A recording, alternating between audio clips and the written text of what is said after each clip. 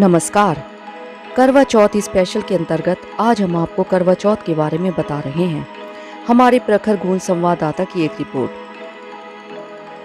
करवा चौथ हिंदुओं का एक प्रमुख त्योहार है।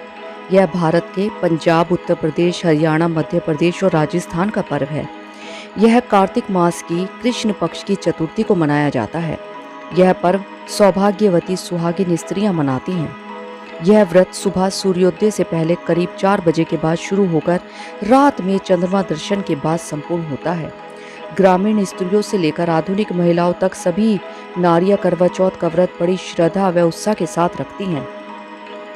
शास्त्रों के अनुसार यह व्रत कार्तिक मास के कृष्ण पक्ष की चंद्रोदय व्यापिनी चतुर्थी के दिन करना चाहिए।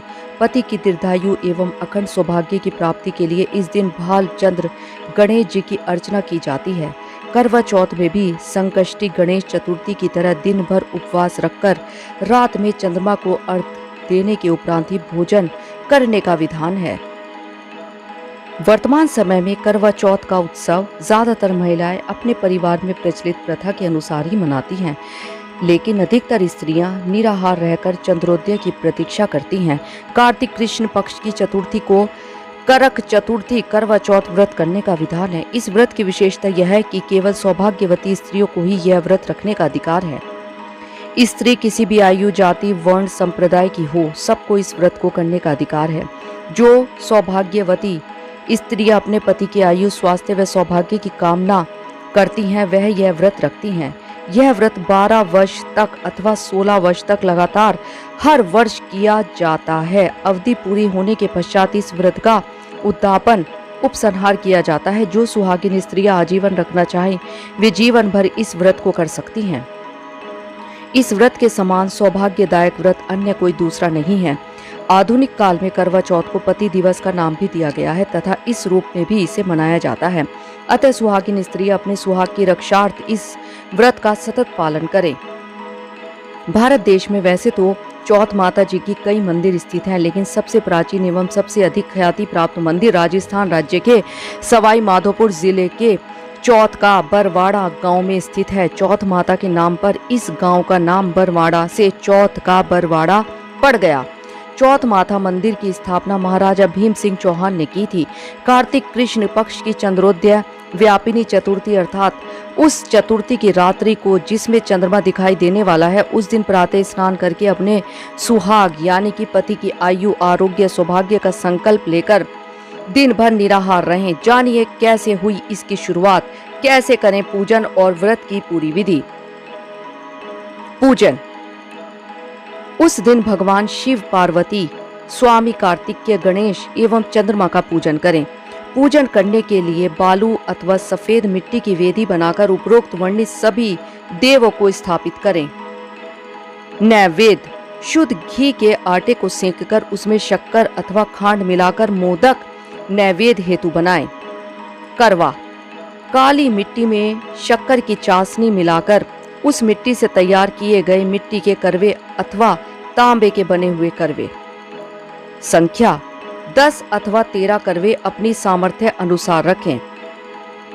कार्तिक कृष्ण पक्ष की चतुर्थी को करक चतुर्थी व्रत करने का विधान है। इस व्रत की विशेषता यह है कि केवल सौभाग्यवती स्त्रियों को ही यह व्रत करने का अधिकार है। स्त्री किसी भी आयु, जाति, वर्ण, संप्रदाय की हो, सबको यह व्रत करने का अधिकार है। जो सुहागिन स्त्रियां अपने पति की आयु, स्वास्थ्य व सौभाग्य की कामना करती हैं, वह यह व्रत रखती हैं। पूजन विधि। चौथ पूजा के दौरान एक समूह में बैठ सुहागिनें गीत गाते हुए थालियों की फेरी करती हुई बालू अथवा सफेद मिट्टी की वेदी पर शिव, पार्वती, स्वामी कार्तिकेय, गणेश एवं चंद्रमा की स्थापना करें। मूर्ति के अभाव में सुपारी पर नाड़ा बांधकर देवता की भावना करके स्थापित करें। पश्चात यथाशक्ति देवों का पूजन करें। पूजन हेतु निम्न मंत्र बोलें। ओम शिवाय नमः से पार्वती का, ओम नमः शिवाय से शिव का, ओम षण्मुखाय नमः से स्वामी कार्तिकेय का, ओम गणेशाय नमः से गणेश का तथा ओम सोमाय नमः से चंद्रमा का पूजन करें। करवों में लड्डू का नैवेद्य रखकर नैवेद्य अर्पित करें। एक लोटा, एक वस्त्र व एक विशेष करवा दक्षिणा के रूप में अर्पित कर पूजन समापन करें। करवा चौथ व्रत की कथा पढ़ें अथवा सुने। सायकाल चंद्रमा के उदित हो जाने पर चंद्रमा का पूजन कर अर्घ प्रदान करें। इसके पश्चात ब्राह्मण, सुहागिन स्त्रियां व पति के माता पिता को भोजन कराएं। भोजन के पश्चात ब्राह्मणों को यथाशक्ति दक्षिणा दें। पति की माता अर्थात सासू जी को उपरोक्त रूप से अर्पित एक लोटा वस्त्र व विशेष करवा भेंट कर आशीर्वाद लें। यदि वे जीवित न हो तो उनके ही तुल्य किसी अन्य स्त्री को भेंट करें। इसके पश्चात स्वयं व परिवार के अन्य सदस्य भोजन करें। कथा। बहुत समय पहले की बात है, एक साहूकार के 7 बेटे और उनकी एक बहन करवा थी।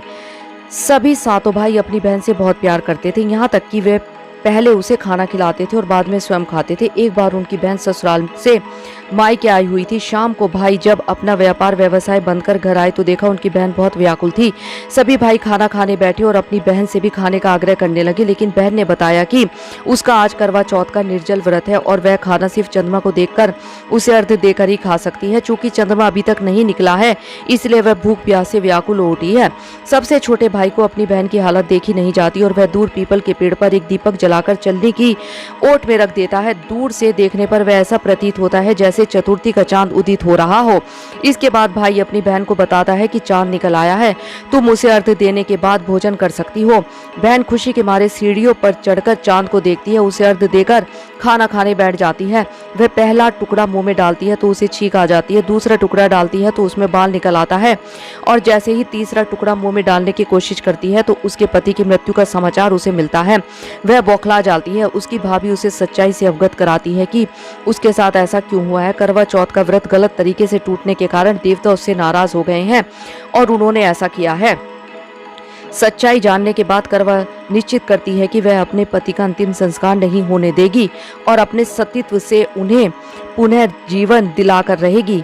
वह पूरे 1 साल तक अपने पति के शव के पास बैठी रहती है, उसकी देखभाल करती है। उसके ऊपर उगने वाली सुईनुमा घास को वह एकत्रित करती जाती है। 1 साल बाद फिर करवा चौथ का दिन आता है।